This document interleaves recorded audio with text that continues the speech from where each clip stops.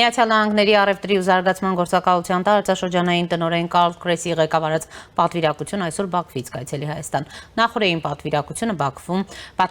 Բաքվում ընդունել է Ադրբեջանի փոխարտգործնախարար Էլնուր Մամեդովը, որի հետ քննարկվել են տնտեսական, ենթակառուցվածքային ու տարածաշրջանային համագործակցության հարցեր։ Քննարկվել են համագործակցության հնարավորություններ էներգետիկայի, առևտրի ու ներդրումային ոլորտներում, այդ թվում տրանսպորտային կապերի ու ենթակառուցվածքային նախագծերի։ Քննարկվել է TRIP նախագիծը։ Պատվիրակությունն Ադրբեջանում քննարկել է նաև Միացյալ Նահանգների մասնավոր հատվածի ներգրավման հնարավորությունները ենթակառուցվածքային նախագծերի, երկաթուղու տվյալների, կենտրոնների ու արհեստական բանականության տեխնոլոգիաների ոլորտում։ Հայաստան այցը պաշտոնական աղբյուրների շարունակությունն է բանակցությունների այն ուղղությունների շուրջ, որոնք արդեն քննարկվել են Բաքվում։ Այն հավանաբար կընթանա կարգավորման հանդիպումներով հայկական կողմի պատասխանող նախարարությունների, գործարար շրջանակների ու հնարավոր են քննարկումներ ենթակառուցվածքային այլ գործընկերների հետ։ Այս հանդիպումների ուշադրության կենտրոնում կարող են լինել տնտեսական համագործակցությունն ու ներդրումային նախագծերը, այդ թվում նաև տրամաչափային կապերի, լոգիստիկայի ու առևտրի կառուցվածքային ոլորտների։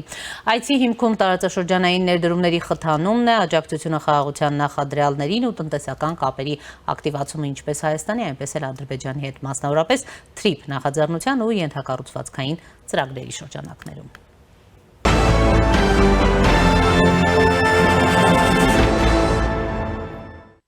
Հարևան Իրանում բողոքի ցույցերը չեն մարում։ Միացյալ Նահանգների նախագահ Դոնալդ Թրամփը մեկնաբանել է Իրանում տեղի ունեցող բողոքի ցույցերը։ Ես շատ հստակ ասել եմ, որ եթե նրանք սկսեն մարդկանց սպանել այնպես, ինչպես արել են անցյալում, մենք կմիջամտենք։ Մենք նրանց շատ ուժեղ կհարվածենք այնտեղ, որտեղ դա ցավոտ կլինի։ Դա չի նշանակում զորքեր ուղարկել, բայց դա նշանակում է շատ ուժեղ հարվածել այնտեղ, որտեղ դա ցավոտ կլինի։ Ես ասում եմ Իրանի առաջնորդներին ավելի լավ է չսկսեք կրակել, որովհետև մենք էլ կսկսենք կրակել, նշել է նա։ Թրամփը կոշտ հայտարարությամբ է հանդես եկել։ Ես չեղարկել եմ իրանցի պաշտոնյաների հետ բոլոր հանդիպումները, մինչև ցուցարարների անիմաստ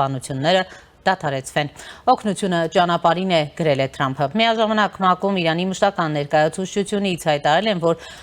ոչ Միացյալ Նահանգների բոլոր գործողությունները նպատակ ունեն պատրվակ ստեղծել Իրանի գործերին ռազմական միջամտության համար, սակայն Վաշինգտոնը ձախողվելու է, հայտարարել են Իրանի նկատմամբ ԱՄՆ-ի երևակայություններն ու քաղաքականությունը հիմնված են վարչակարգի փոփոխության վրա, իսկ պատժամիջոցները, սպառնալիքները, կազմակերպած անկարգությունները եւ քաոսը ծառայում են որպես ռազմական միջամտության համար պատրվակ ստեղծելու միջոց, ասված է ՄԱԿ-ում Իրանի ներկայացուցչության հաղորդագրության մեջ։ Իրանական առաքելությունից նշել են նաև, որ այս սցենարն արդեն բազմիցս ձախողվել է։ Նախորդին էլ Միացյալ Նահանգները կոչ է արել իր քաղաքացիներին Հայաստանի, Թուրքիայի կամ Թուրքմենստանի հետ ցամաքային սահմաններով լքել Իրանը։ Միացյալ Նահանգների պետդեպարտամենտը հայտարարել է, որ Իրանում իրավիճակը լարված է, բողոքի ցույցերը կարող են վերածվել բռնության, հանգեցնելով ձերբակալությունների ու վիրավորների։ Շարունակվում են անվտանգության ուժեղացված միջոցառումները, հասարակական տրանսպորտի խափանումներն ու ինտերնետի արգելափակումը, նշել է պետդեպարտամենտը։ Իրանը լքելու տարբերակների թվում Միացյալ Նահանգները նշել էր նաև Թուրքմենստանի ցամաքային սահմանը, սակայն հավելել էր, որ Միացյալ Նահանգների քաղաքացիներին անհրաժեշտ է Թուրքմենստանի կառավարության հատուկ թույլտվություն սահմանին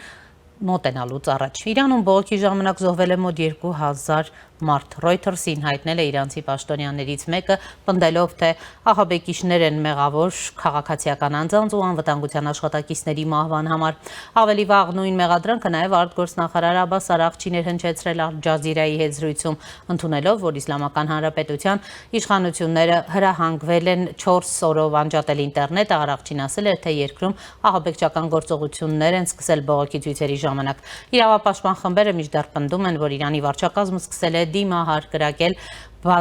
կրակ բացել ցուցարարների ուղղությամբ, որոնք անցած տարեվերջին փողոց են դուրս եկել ազգային արժույթի սրընթաց ու գնաճի դեմ։ Ինտերնետային ու հեռախոսային կապը դեռ չի վերականգնվել եւ անհնար է ստույգ տեղեկություններ ստանալ տեղում տիրող իրավիճակի մասին։ Այսօր Հայաստանում Իրանի արտակարգ եւ լիազոր դեսպան Խալիլ Շիրգոլամին ասուլիս է հրավիրել, որտեղ մայնամասնել է Իրանում բողոքի ցույցերից։ Այս պահին Իրանում բողոքի ակցիաներ ու հանրահավաքներ չկան։ Վերջին 4 օրվա ընթացքում ակցիաներ չեն անցկացվում։ Եթե հաշվի չառնենք իրանական հասարակության մեջ համերաշխության ու հանդուրժողականությանն աջակցող միջոցառումները, մարդիկ հասկացան, որ Բողոքի ակցիաները հանգեցրել են բախումների, որոնք հրահրվել են ահաբեկիչների կողմից, ընդգծել է դեսպանը։ Նա տեղեկացրել է, որ կան ձերբակալվածներ, որոնք խոստովանական ցուցմունքներ են տվել։ Շիրգոլ Ամին նշել է, որ Իրանի ներքին գործերին ցանկացած միջամտություն արժանի է դատապարտման ըստ նրա տվյալների։ Միացյալ Նահանգներում սիոնիստները փորձել են համոզել Թրամփին հարձակում գործել Իրանի վրա եւ շեղել Իրանի կառավարության ուշադրությունը, որպեսզի իրենց կողմից աջակցվող տարրերը կարողանան Իրանի ներսում զարգացնել իրենց գործողությունները։ Մենք ասել ենք, որ պատերազմ չենք ցանկանում, բայց պատրաստ ենք համաչափ պատասխանի, եթե մեր երկրի դեմ հնարավոր ագրեսիա լինի։ Հուսով եմ, որ Թրամփը չի դառնա ռադիկալների խմբի գաղափարների զոհը, հավելել է դիվանագետը։ Եվ այս պահին զրուցելու եմ իրանագետ Էդվարդ Բերուջանյանի հետ։ Պարոն Բերուջանյան, բարև ձեզ, շնորհակալ եմ միանալու համար։ Բարև ձեզ, ես եմ շնորհակալ։ Պարոն Բերուջանյան, նախ ընդհանուր ձեր գնահատականն ու անդրադարձը Իրանում տեղի ունեցող բողոքի ցույցերին, սրանք որքանով այսպես մարելու միտում ունեն, եթե ուրեմն դեսպանին լսենք, ապա վերջի 4 օրերի ընթացքում դրանք խաղաղ ցույցեր են, որոնք նպատակ ունեն աջակցելու իշխանություններին, բայց գիտենք, որ տեղեկատվությունը սահմանափակ է եւ վերջնական կարծիք ձևավորելու հնարավորությունը սակավ է, այնուամենայնիվ Իրանում զարգացումներն ինչպես է գնահատում, որքանով սա տևական կլինի, անընդհատ խոսվում է Միացյալ Նահանգների այսպես հարվածի մասին առաջիկայում եւ նաեւ ներկայացրի, թե Թրամփն ինչ է ասում Իրանի իշխանությունների գործողությունների վերաբերյալ։ Իրավիճակը որքանով է վերահսկողության սահմաններում, թե այն դուրս է եկել վերահսկողությունից, համեցեք։ Լավ է, եկեք անդրադառնանք վերջին 4-5 օրվա զարգացումներին։ Մենք ամեն օր հետևում ենք իրանական լրատվականներին, բայց ինչպես նշեցիք, արդեն 5 օր է ինտերնետ չկա, կապ չկա եւ դեսպանի այն խոսքերը, որ Իրանում ցույցեր չկան, դրա մասին նույնիսկ տեղեկություն չկա այս պահին։ Երբեմն ընդդիմադիր պարսկախոս պարսկալեզու տելեգրաման ալիքները եւ տարբեր դրսից աշխատող լրատվականներ նշում են, որ ցույցերը շարունակվում են, բայց եթե ամբողջ այս երկու շաբաթվա զարգացումներին նայենք, ապա հունվարի 8-ի 9-ի այս օրերին ամենալայնամասշտաբ ցույցերն են տեղի ունեցել եւ դրանից հետո ինտերնետի անջատումից հետո թե ինչ հաշվեհարդար են տեսել ցուցարարների հետ եւ թե ինչպիսի ճնշումներ են եղել, դրա մասին ինֆորմացիան շատ քիչ է եւ մենք չենք կարող պնդել, որ ցույցերի մասշտաբը եւ ցույցերի ինտենսիվությունը նվազել է, բայց հստակ է, որ իշխանությունները շատ կոշտ ձևով արձագանքել են ցուցարարներին եւ սկզբում միանշանակ ցույցերը տեղի ունեցան տնտեսական հողի վրա, բայց գաղտնիք չէ, որ Իրանում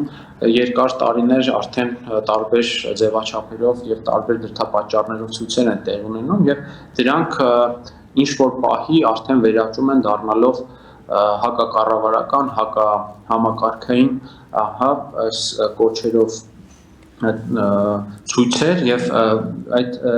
ցույցերի ինտենսիվությունը այնքան է բարձրանում, որ արդեն նաեւ արգարկություններ են տեղի ունենում, տարբեր հանրային գույք է վնասվում եւ ինչը բացառություն չէր այս անգամ եւ նույնիսկ կարող ենք ասել, որ սա վերջին տասնամյակների դաժան եւ ամենաինտենսիվ բողոքի ակցիաներից մեկն էր Իրանում եւ կարծում եմ, որ դեռ այս տեմպը չի մարել եւ ցանկացած պահի հնարավոր է նոր պորտքում լինի, բայց քանի դեռ տեղեկատվություն չկա, քանի դեռ կապի միջոցները սահմանափակվել են, ոչ միայն ինտերնետային հասանելիություն չկա, այլ նաև չկա բջջային հեռախոսակապ եւ այս ամենը վկայում է, որ այնուամենայնիվ իրավիճակը շատ լուրջ է եւ կառավարությունը, իշխանությունները վախենում են այս մեծ ցույցերի մասշտաբներից եւ նույնիսկ եթե քարտեզը նայենք, ապա Իրանի բոլոր շրջաններում տեղի են ունենում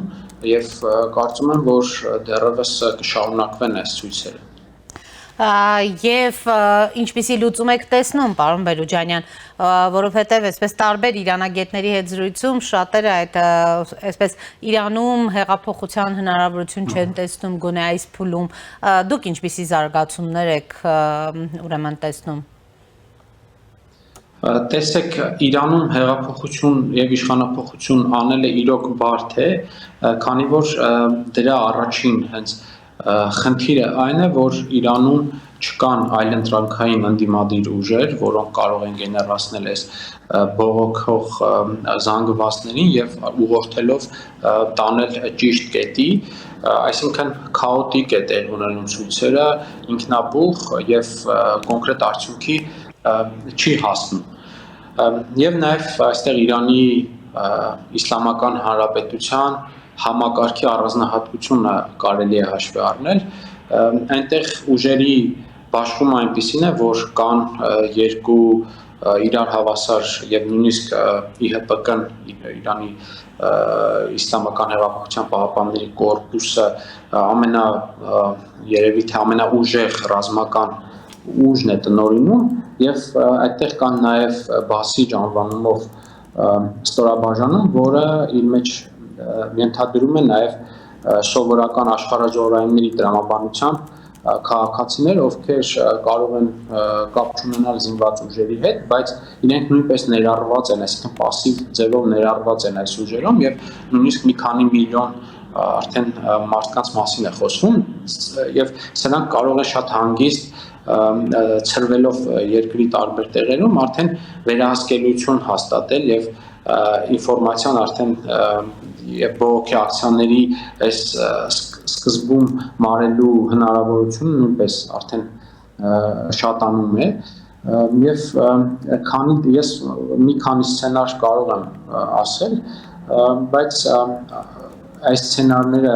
ինչպես կզարգանան կախված է հենց այն պատճառներից, թե արդյոք այդ պատճառները կլինեն, թե չէ։ Նախ Իրանի վերնախավում այս ռազմական, քաղաքական չկա լուրջ հակասություն համակարգային եւ գաղափարական, բոլորը իսլամական արժեքների հիման վրա կառավարող մարմիններ են եւ զինված ուժերում չի նշмарվում եւ չունենք ինֆորմացիա հնարավոր ճեղքի մասին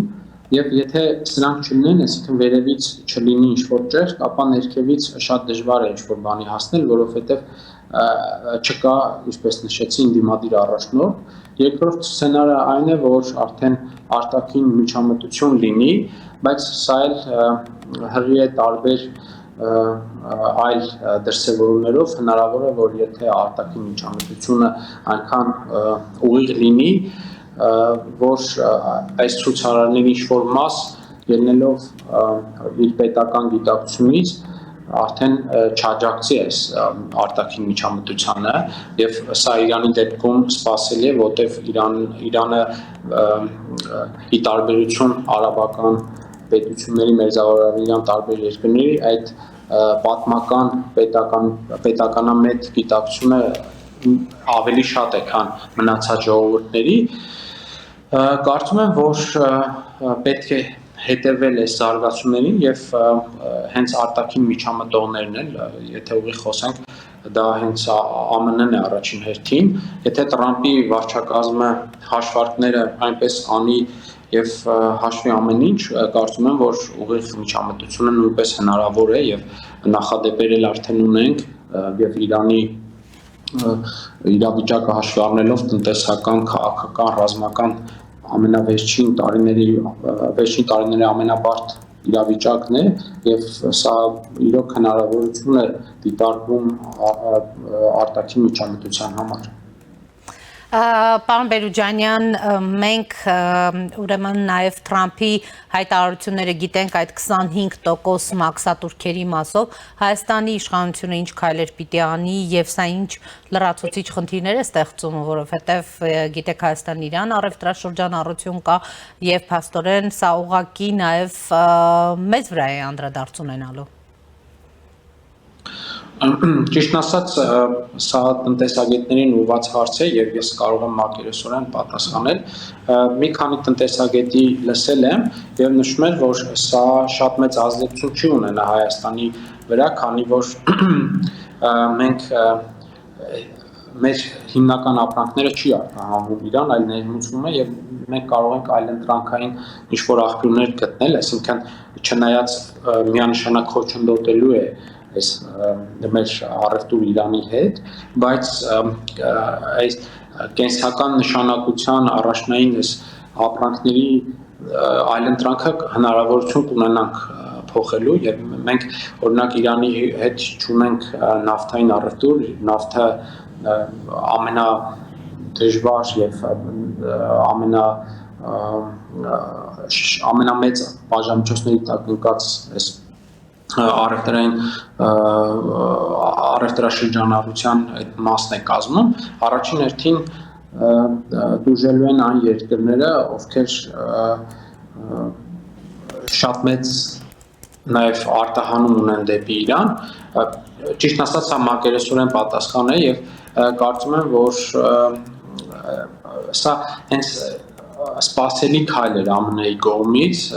սա հենց ընդհանուր քաղաքական, տնտեսական, ռազմական քայլերի մի մասն է կազմում եւ մենք պետք է հաշվառենք, որ սա նաև կարճաժամկետ ինչ-որ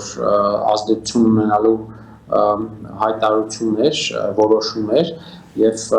եթե իրավիճակը այնպես դասավորվի ԱՄՆ-ի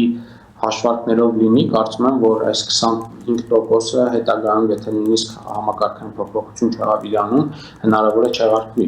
Այսինքն սրանք հենց ցույց է տալիս այս որոշումը, որ ԱՄՆ-ն արդեն իսկ գործնական քայլեր է անում իր նպատակին հասնելու համար։ Եվ հաջորդ քայլը չի բացառում, որ նաև լինի տեղային ինչ-որ ռազմական հարվածներ հասցնել։ Եվ մենք սրան պետք է պատրաստ լինենք, ոչ միայն տնտեսական, այլ նաև եթե հարձակում եղավ Իրանի վրա, ապա այնտեղից հնարավոր է մարդկանց տեղաշարժ դեպի Հայաստան, պետք է պատրաստ լինենք նաև դրան։ Եվ քանի որ ԱՄՆ-ն հայտարարել է, ինչպես նշեցիք, որ Հայաստանի եւ հիմնականում Հայաստանի եւ Թուրքիայի տարածքով ԱՄՆ քաղաքացիները դուրս գան Իրանից, եւ դրանք հենց այն քաղաքացիներն են, ովքեր ունեն երկքաղաքացիություն, թուրըմբռնում չլինի, որ հենց ԱՄՆ-ի քաղաքացիներ կան Իրանում, այլ նրանք երկքաղաքացիներ են, ովքեր ունեն նաեւ Իրանի անձնագիր եւ նաեւ այնտեղ հորդորում էր, որ Իրանի անձնագրով, Իրանի Իսլամական Հանրապետության անձնագրով պետք է դուրս գալ։ Կարծում եմ, որ սրանք այս բոլոր քայլերը պետք է ընդհանուր քաղաքական, ռազմական, տնտեսական որոշումների այս տրամաբանության մեջ նայենք։ Շնորհակալ եմ զրույցի համար։ Ես եմ շնորհակալ։ Զրուցում է իրանագետ Էդվարդ Պերուջանյանի հետ։ Այս ժամի համար այսքանն էինք նախատեսել, հետևեք մեր թողարկումներին, կհանդիպենք։